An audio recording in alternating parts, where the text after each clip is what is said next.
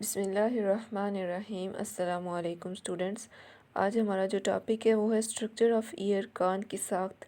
जिस तरह हमने पहले आई का स्ट्रक्चर, आँख की साख्त पढ़ी, उसके वज़ाइफ पढ़े, उसके फंक्शंस पढ़े, देखा कितने पार्ट्स हैं, कैसे कैसे वो काम करते हैं। इसी तरह आज हम ईयर या फिर कान के पढ़ेंगे। और स्ट्रक्चर ऑफ ईयर में बताते चलूँ कि जिस तरह आँख के 3 हैं मेन पार्ट्स, इसी तरह ईयर के भी मेन 3 हैं। ठीक है, आउटर ईयर, बैरूनी कान, मिडल ईयर, दरमियानी कान, इनर ईयर, अंदरूनी कान।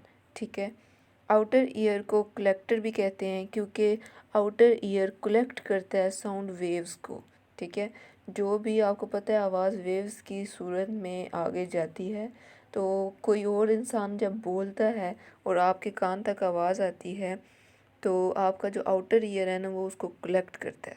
ठीक है, फिर मिडल ईयर उसी वेव्स को जो है ना ट्रांसफ़र करता है और फिर वो इनर ईयर में भेज देता है। इनर ईयर रिसीवर है, यानी हमने रिसीव कर ली जो भी साउंड वेव्स हमारी तरफ आ रही थी। मज़ीद एक्सप्लेनेशन अभी हम पढ़ते हैं। आउटर ईयर, ठीक है, आउटर ईयर या फिर बैरूनी कान के ये 3 हिस्से हैं: पाइना, पुरगोश उर्दू में अगर कहूँ तो, और ऑडिटरी कैनाल, समई नाली, और टिम्पैनिक मेम्ब्रेन, कान का पर्दा। टिम्पैनिक मेम्ब्रेन को ईयर ड्रम भी कहते हैं। सबसे पहले जो है ना पाइना है। तो आउटर ईयर जब कलेक्ट करता है साउंड वेव्स को, तो ये जो पाइना है ना, ये आपका बैरूनी कान में जो नज़र आने वाला हिस्सा होता है, नरम और नाजुक सा, ये वो हिस्सा है। ठीक है, और इसमें जो है ना वेव्स आके इकट्ठी होती हैं और फिर वो इन्हें यहाँ से अंदर भेजता है। इसके बाद है ऑडिटरी कैनाल। आगे जो एक बड़ा सा हिस्सा, थोड़ा ज़्यादा बड़ी भी नहीं, एक कैनाल आती है, एक नाली आती है, समई नाली उसे कहते हैं। पाइना से जो वेव्स हैं वो उसके अंदर जाते हैं और उसके अंदर ईयर वैक्स होती है, कान की मोम सी होती है। उसकी वजह से जो है ना हमारी वेव्स आगे जा रही होती हैं और वो अहम किरदार अदा करती है। अगर वो वैक्स खुश्क हो जाए बिल्कुल और वहाँ से ख़त्म हो जाए तो कान में दर्द हो सकता है या फिर ख़ारिश की शिकायत हो सकती है। इसके बाद है टिम्पैनिक मेम्ब्रेन, कान का पर्दा, ear drum.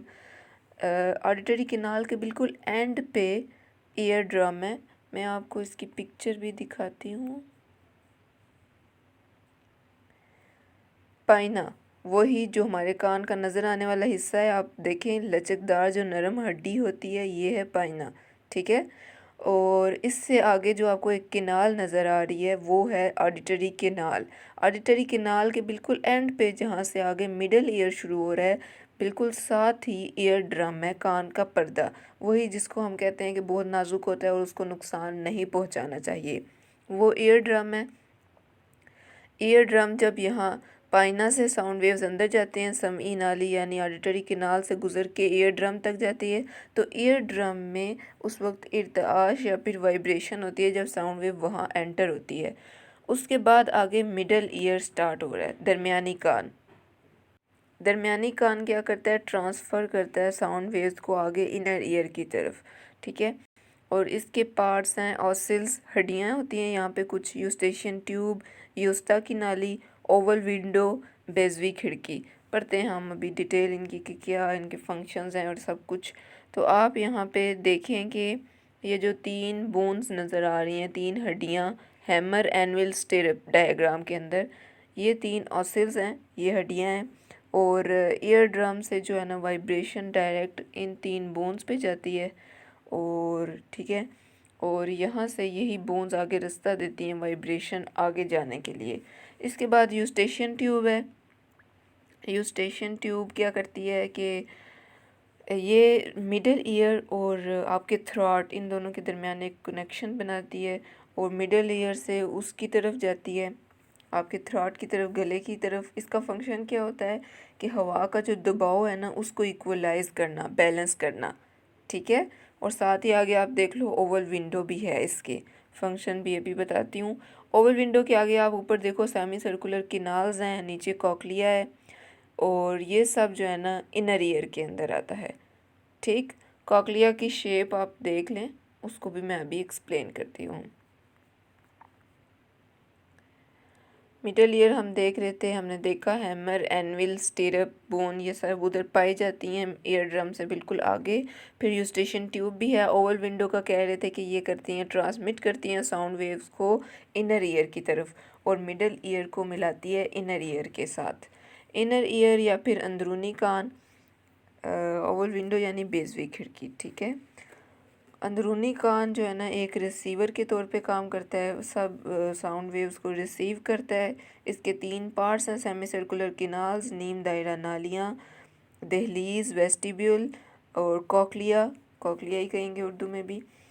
Semi circular canal जो है ना 3 जो है ना किनाल्स होती हैं, जिनमें से 2 हॉरिजेंटल होती है और एक वर्टिकल होती है। और इनका बराह रास्त हीरिंग के साथ इतना ताल्लुक़ नहीं है, बल्कि ये क्या करती हैं, इंसान के अंदर जो बैलेंस और तवाज़ुन है उसको बरकरार रखती हैं। अगर इसका तवाज़ुन ख़राब हो जाए तो इंसान को चक्कर आना शुरू हो जाते हैं, ठीक है। ये सेमी सर्कुलर किनाल्स का फंक्शन है। इसके बाद है वेस्टिब्यूल। इन किनाल्स के बिल्कुल आगे एक हिस्सा है, उसको कहते हैं दहलीज या फिर वेस्टिब्यूल। इसके बाद कॉकलिया, कॉकलिया की शेप मैंने आपको दिखाई थी। और ये क्या करता है, पार्टिकल्स होते हैं इसके अंदर, यानी हेयर सेल्स होते हैं जो कि फैसिलिटेट करते हैं आपकी समाअत को, हेयरिंग को, ठीक है। अब आप ये इंग्लिश में सारे टॉपिक्स दिए हुए हैं, आपने तीनों हेडिंग्स देनी है, तीनों के जितने पार्ट्स हैं उनको एक्सप्लेन करना है, उनके फंक्शन जो है ना मेंशन करने हैं और साथ डायग्राम भी करनी है, ठीक है। यहाँ आउटर ईयर की हेडिंग में pinna, auditory canal, tympanic membrane, middle ear में ossicles and Eustachian tube, oval window. Inner ear में आएगा सेमी सर्कुलर किनाल्स, वेस्टिब्यूल और कॉकलिया, ठीक है। कॉकलिया से आगे आप देख लें कि ऑडिटरी नर्व और ब्लड वेसल्स स्टार्ट हो जाती हैं, यानी आगे फिर आपके दिमाग तक वो मैसेज चला जाता है कि आपने कुछ सुना है, फिर आप समझते हो अच्छा मैंने क्या सुना है, और फिर रिस्पांस देते हो। और ये डायग्राम आप इसी तरह लेबल करेंगे, बनाएंगे इसको। उर्दू वालों को रिकमेंड करूँगी ये वाले नोट्स, क्योंकि जो आप लोगों की बुक है उसमें हेडिंग्स नहीं दी हुई। जिनके पास कारवाने नफ्स से आता है उर्दू में, उनके पास हेडिंग्स होंगी, जिनके पास दूसरी बुक है वो यहाँ से हेडिंग्स ले सकते हैं, देख सकते हैं। बैरूनी कान, पुरगोश, पाइना, समई नाली, ऑडिटरी केनाल और कान का पर्दा, ये 3 बैरूनी के, और ये उनकी हेडिंग्स दी हुई हैं। फिर दरमियानी आ जाता है कान, उसमें हड्डियाँ आती हैं, बेजवी खिड़की आती है और युस्ता की नाली। फिर अंदरूनी कान में नीम दायरा नालियाँ हैं, कॉकलिया है और दहलीज, ठीक है। तो आप हेडिंग्स वाइज लिखोगे।